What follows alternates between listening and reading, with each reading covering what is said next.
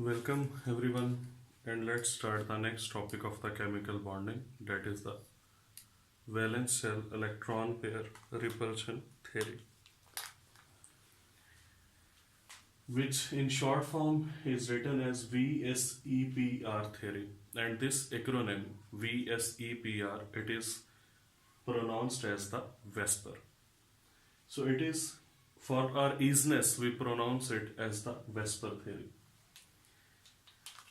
Before starting the Vesper theory in detail, let me tell you one thing, that we have already discussed the Lewis electron dot structures. For example, if we have two molecules like ammonia and water, and I want to write down their Lewis electron dot structure, so it is very simple that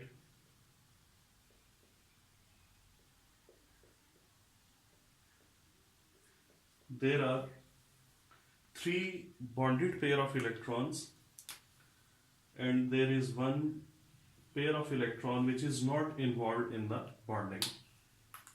Similarly, in case of water, there are two electron pairs which are involved in the bonding, while on oxygen atoms there are two electron pairs which are not involved in the bonding. Now looking at these two structures, now we must have idea of few terms. The first one is the bond pair. So all these electronic pairs, they are the bond pair of electrons because they are involved in the bonding. While those which are shown with the green, they are not involved in the bonding, so they are called as the lone pair of electrons. Similarly, here the nitrogen atom and oxygen atom, because they are having maximum bonds in their respective molecule, so they are called as the central atoms. While hydrogen, in both cases, they are called as the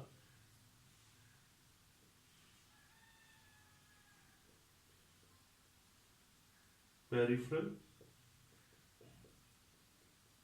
atoms. So looking at these Lewis electron dot structures, you must have an idea of bond pair of electrons, lone pair of electrons, central atom and peripheral atom. And these Lewis electron dot structures, they are providing us information about the number of bonding electrons and the number of non-bonding electrons. But how these bonding and non-bonding electrons or these atoms are arranged around the central nitrogen and oxygen atom, this information is not provided by the Lewis electron dot structures. In order to provide this information about the arrangement of the electrons and arrangement of the atoms around the central atom, there were two scientists named as the Sidgwick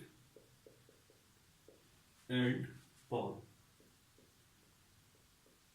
They provided us the base of this Vesper theory in 1940.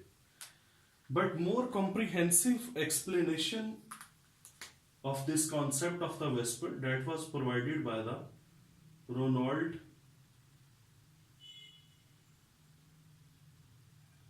Gillespie and Ronald Neilholm in 1957. So the base was provided by these two scientists, while this was properly and comprehensively explained by these two. And on the name of the Gillespie and Neilholm, this theory is sometimes also called as the Gillespie-Neilholm theory.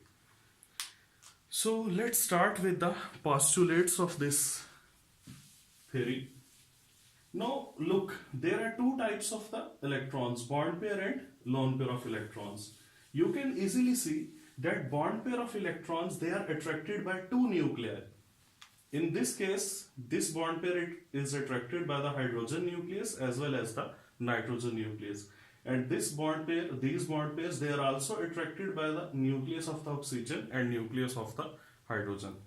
So bond pair are those which are attracted by two nuclei of the bonded atoms, while lone pair are attracted only by one nucleus. In this case, this lone pair is attracted by nitrogen nucleus, and these lone pairs are only attracted by the oxygen nucleus, while the nuclei of the hydrogen, they have no attractive effect on these electron pairs. So bond pair are attracted by the nuclei of two bonded atoms, and lone pair are attracted by the nucleus of only one atom. That's why we can say that the bond pair, they experience more nuclear force of attraction as compared to the lone pairs. So the first postulate of the Vesper theory was that lone pair and bond pair both are involved in determining the geometry of molecule. So bond pair and lone pair both decide the geometry of molecule. The second point was space occupied. Obviously, the lone pair are attracted by only one nucleus, while the bond pair are attracted by the two nuclei. So due to lesser force of attraction of the nucleus, the space occupied by lone pair, that will be much greater than the space occupied by the bond pair. And because lone pairs occupy more space, their charge, their electronic density is more spread. So when two lone pairs are in front of each other, they will have maximum repulsion. So lone pair repulsion, that will be maximum. Lone pair, bond pair repulsion, that will be intermediate. And bond pair repulsion, that will be minimum. These repulsions are called as the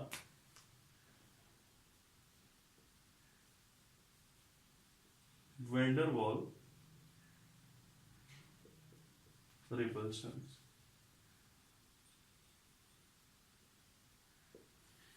The next point is that in case of the multiple bonds, mean double and single bond, we will also consider them as a single bond. No doubt that the charge density of triple bond will be more than that of double bond, and charge density of double bond will be more than that of single bond. But because their electrons, they try to remain in between the nuclei of two bonded atoms, their behavior with respect to position, how to occupy the position, that is same. So that's why the double and triple bond are also considered as the single bond in the Vesper theory. And secondly, you must have an idea that now we have an idea. At that time of Vesper, there was no idea that in double bond there is one pi bond and in triple bond there are two pi bonds. Now we have an idea of this.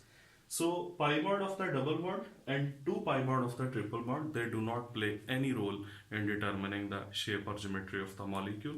So that's why we consider them as the single. But at the time of Vesper, it was provided, the explanation which was provided, it was that because the electrons of double bond and electrons of triple bond, they behave just like the electrons of the single bond, in a sense that all these electrons, they try to occupy the position or the space in between the nuclei of the bonded atoms.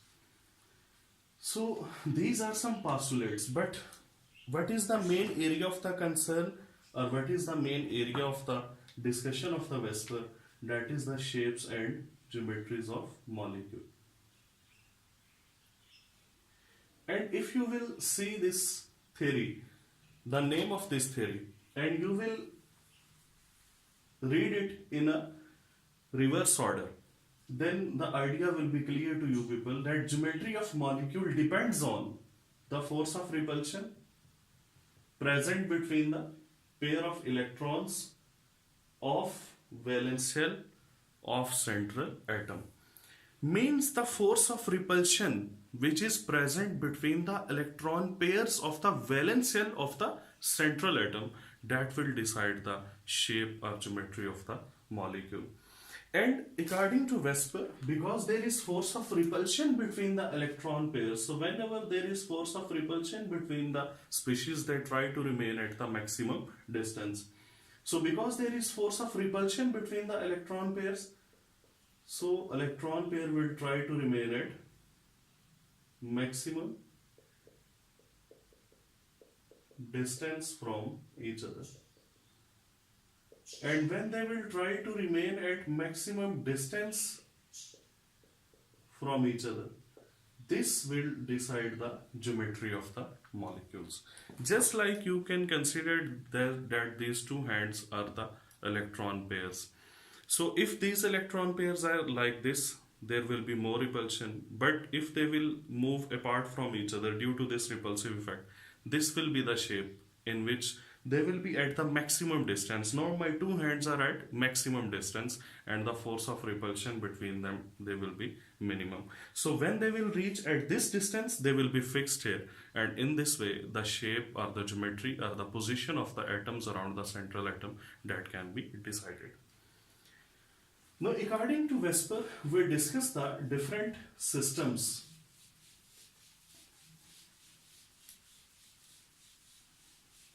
Before starting Vesper, let me tell you one thing, that you will see the two terms during Vesper. One is the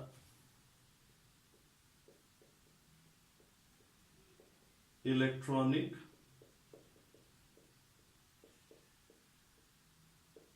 geometry and other is the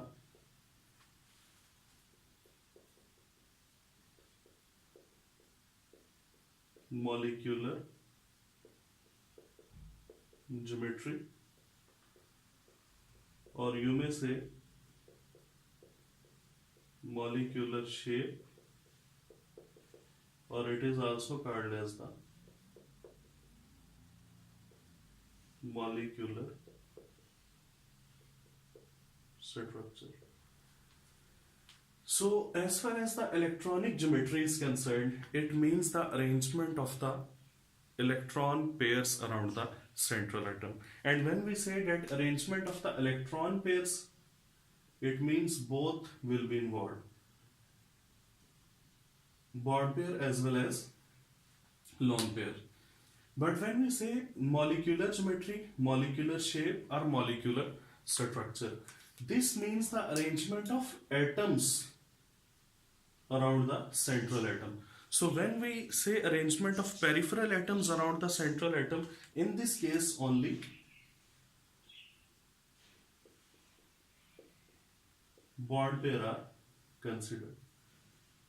So keep in mind, when I will say during this lecture electronic geometry, it will simply mean the arrangement of electron pairs, both bond pair and lone pair around the central atom.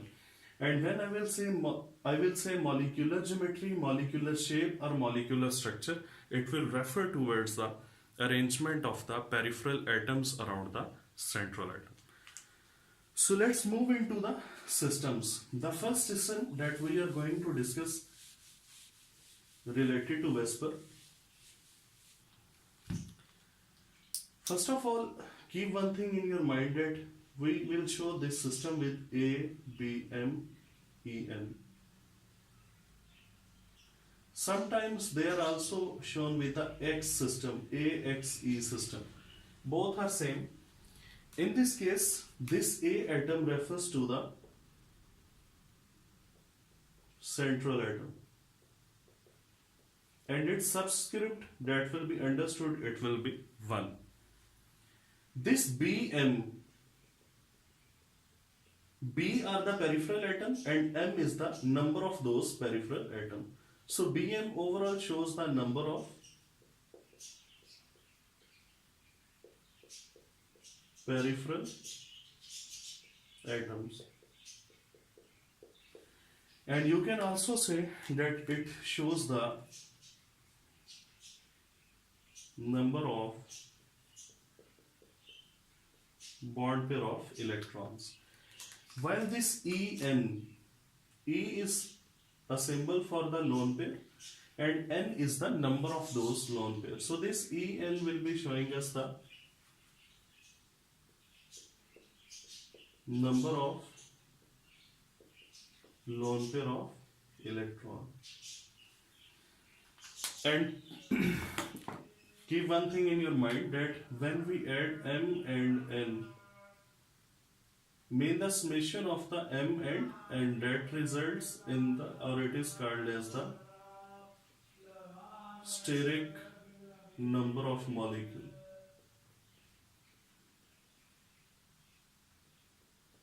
So M plus N, M mean how many peripheral atoms are there or how many bond pair of electrons are there, and N is the number of lone pair. When you will add M and N, that will be called as steric number of that molecule.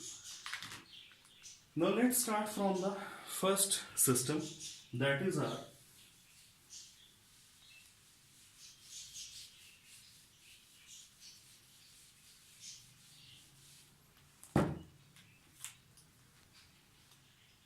A, B2, E0.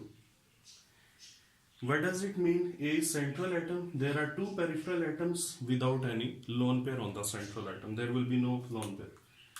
In this case, central atom is A, and obviously the two peripheral atoms, they must be at 180 from each other in order to minimize the force of repulsion. Here there are two electron pairs. One electron pair is this one, second electron pair is this one. These are both the bond pair of electrons and there is no lone pair on the central atom. So in this case the geometry will be linear. And listen this sentence very carefully, that when there is no lone pair of electrons, in that case the electronic geometry and molecular geometry both are same. So because there is no lone pair, so its electronic geometry and molecular geometry both are linear. And angle, obviously when the shape is linear, the angle will be 180. What are the examples? Instead of giving any particular example, I am telling you that group 2A and group 2B. The 2A consists of beryllium, magnesium, calcium, strontium, barium. Radium is radioactive, so I am not writing it down here. In case of 2B, zinc, cadmium and mercury. So the chlorides, or you can say more generally halides and hydrides of all these elements, they have linear shape and they belong to Ab2E0 system. Just like you can say beryllium chloride, magnesium chloride, calcium chloride, strontium chloride, barium chloride, zinc hydride, cadmium hydride, mercuric hydride. So all these belong to the Ab2E0 system. Their electronic and their molecular geometry both are linear. Now let us move towards next. Our next is in which there are three electron pairs. Now when we say that there are three electron pairs, there might be two options. One is Ab3E0, second is Ab2E1. In case of Ab3E0, as there is no lone pair, so its electronic and molecular geometry will be same. But here, because there is one lone pair, so electronic and molecular geometry, that will be different. Whenever there are three electron pairs, the electronic geometry, that will be trigonal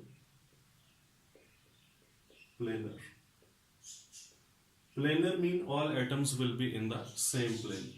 Now keep in mind that whether that is Ab3E0 or Ab2E1, in both these cases the electronic geometry will remain trigonal planar.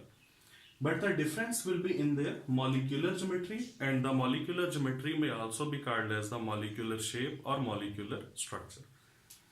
In case of AB3E0, A is the central atom,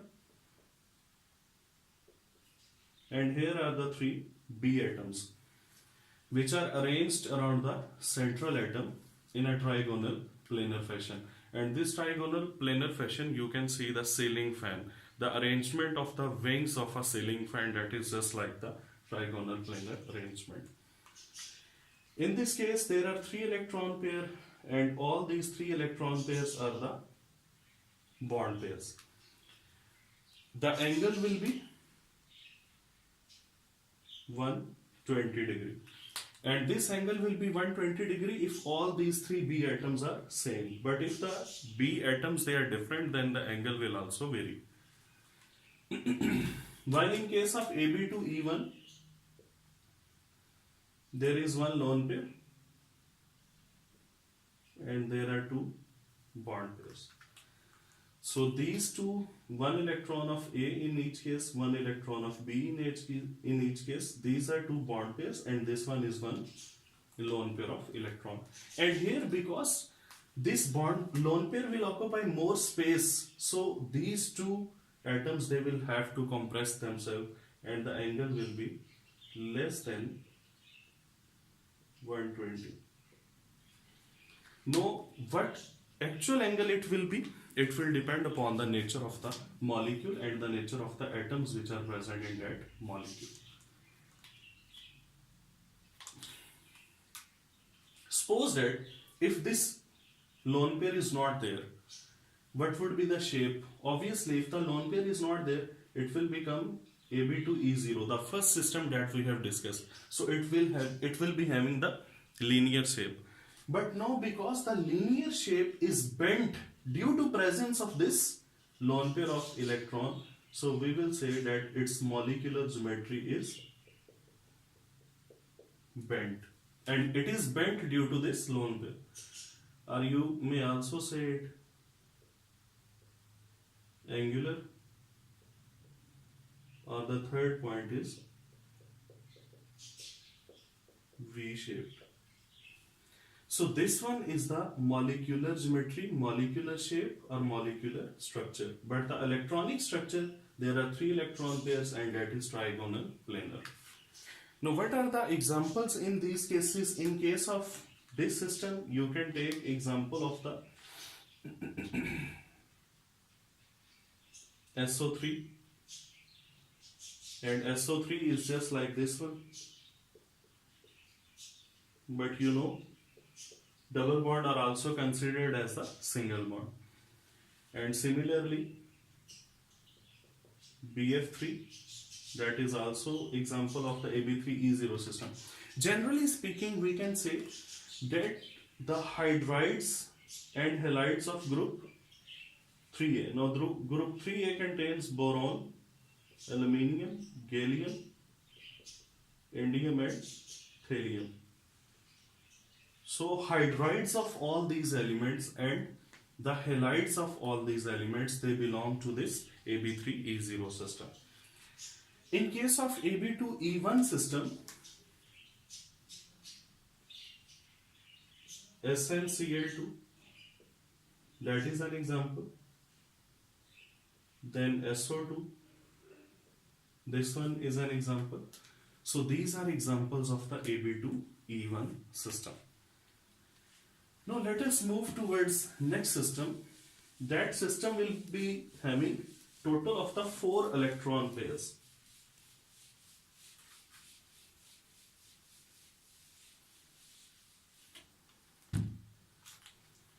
So now if there are 4 electron pairs. Now when we say that there are 4 electron pairs, there might be 3 options: AB4E0, AB3E1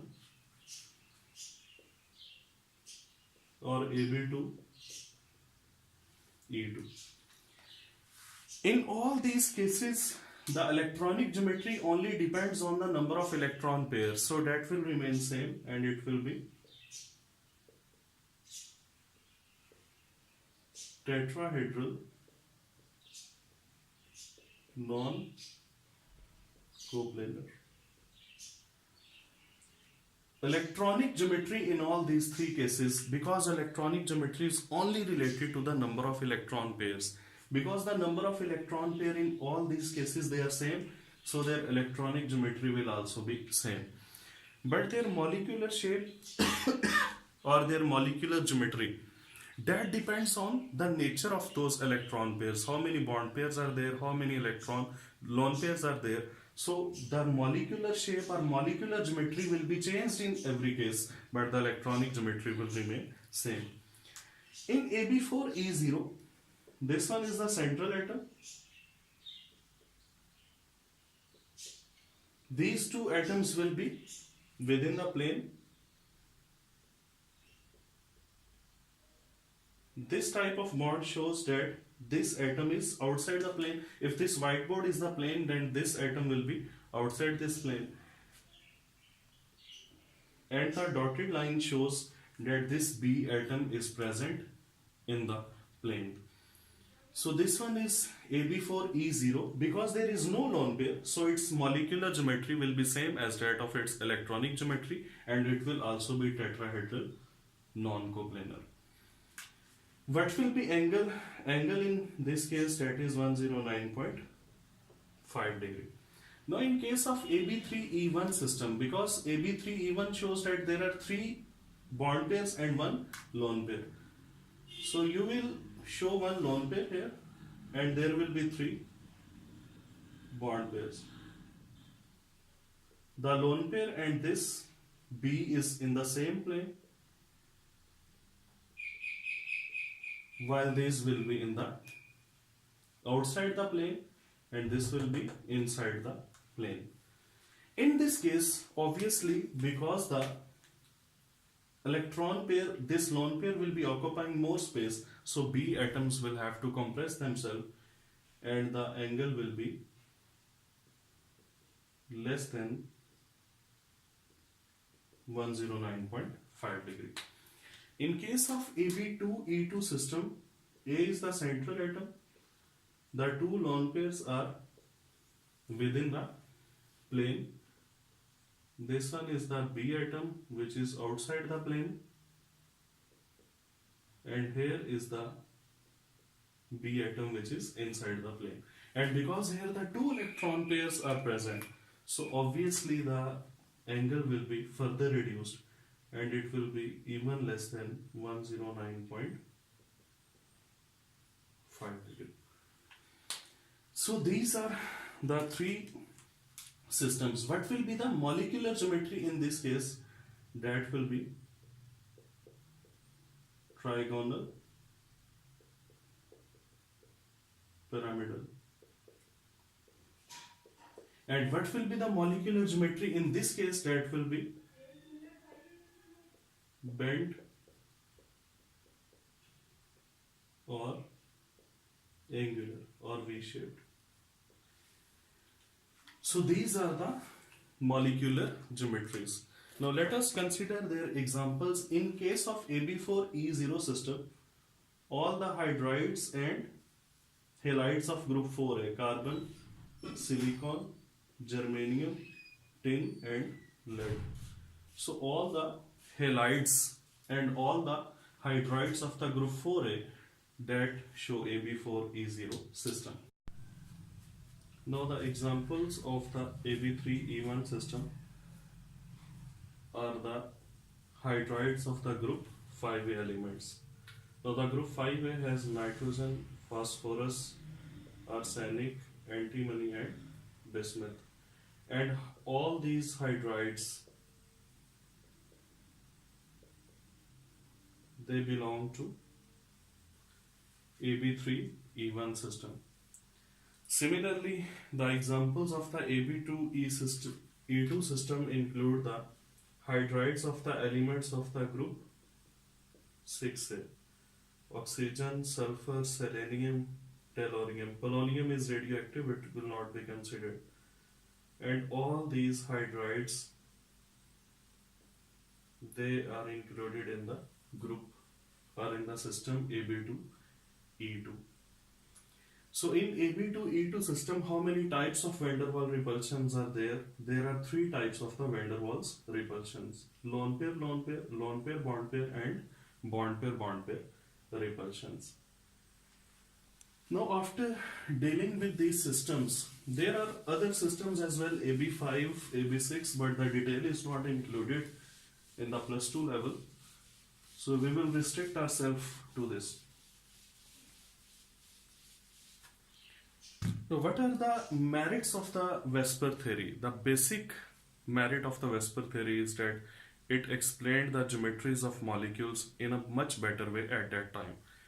But the limitations of the Vesper are that this theory is not applicable to the diatomic molecules. As you have seen that we have started from the triatomic molecules in the Ab2E0 system. Similarly, this theory doesn't explain the geometry of the complex compounds. Then this theory doesn't provide us the information about how a bond is formed. And this theory is only for covalent bond. Mean it will explain the shapes of those molecules in which covalent bond is there. Here are some limitations of the Vesper theory, and these limitations were then overcome by the next modern theories. Now let us discuss few MCQs related to it. The first one is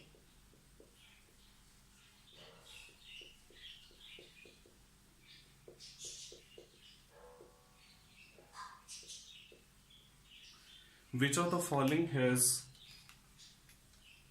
regular, trigonal geometry?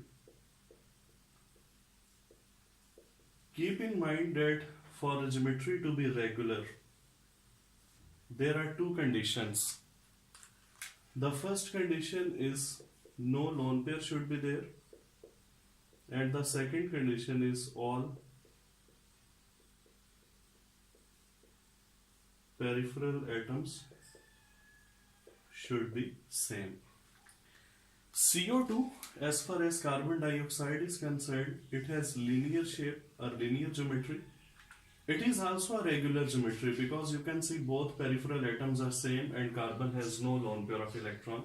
But it is regular geometry, it is not trigonal one. It is linear and it belongs to Ab2E0 system. In case of pH3,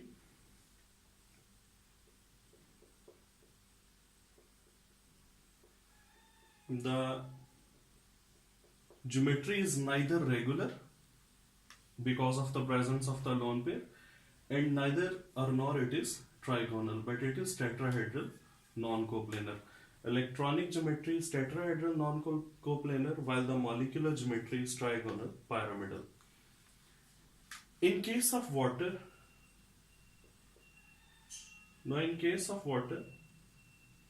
geometry is not regular and even it is not trigonal, but the molecular geometry is bent and the electronic geometry is tetrahedral non-coplanar. As far as the SO3 is concerned, this SO3 has same peripheral atoms, no lone pair is present on the sulfur, so it will be having a regular geometry. And you can see that this regular geometry is trigonal, so our correct option will be delta. Similarly, let us discuss another MCQ related to it.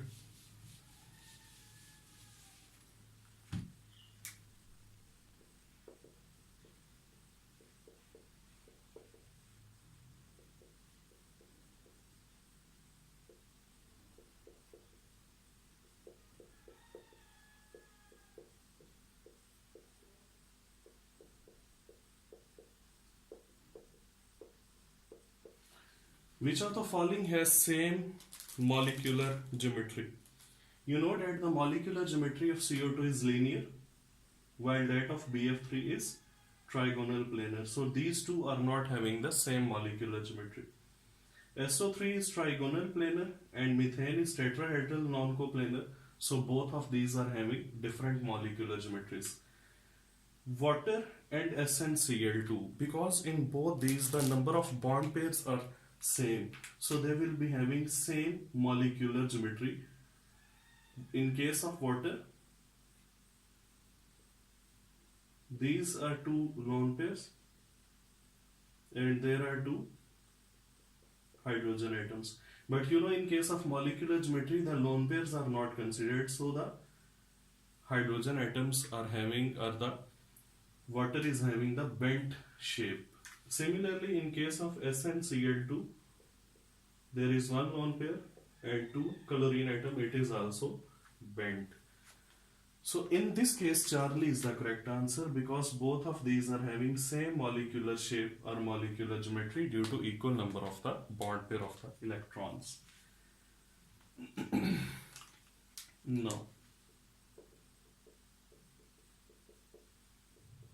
109.5 degree, 104.5 degree, 7.5 degree, 120 degree. Which one is the bond angle in water? You know, in case of water, the bond angle should be 109.5, but due to greater repulsive forces of the two lone pairs and also the greater repulsion between the lone pair and the bond pair, the angle is not 109.5, but it is reduced to 104.5. 107.5 is the angle in the ammonia. 109.5 is the angle in AB4E0 system like methane, silane, etc. And 120 is the angle in the regular trigonal geometry like in case of the SO3. So next, let us take another MCQ. Water, CO2, SO2, methane. In which of the following all van der Waals repulsions are present? You know, in case of water, lone pair, lone pair, lone pair, bond pair, and bond pair, all repulsions are present. In case of CO2, there is no lone pairs, only bond pair repulsions are there. In case of SO2, there is one lone pair, just like this. So in case of SO2, there are two types of van der Waals repulsions, lone pair, and bond pair repulsion. In case of methane, there is no lone pair, all bond pairs are there, so only bond pair repulsions are present. So in this case, the correct answer will be alpha. So in water, all van der Waals repulsions, all types of the van der Waals repulsions are present. In this way, related to the geometry of the molecules and related to the angles, related to the van der Waals repulsions, some MCQs I have discussed with you people, and these are important MCQs, are the type of MCQs which can be asked from the Vesper theory. It was all about the Vesper. I hope so that this lecture will be informative for you people. Take care. Allah Hafiz.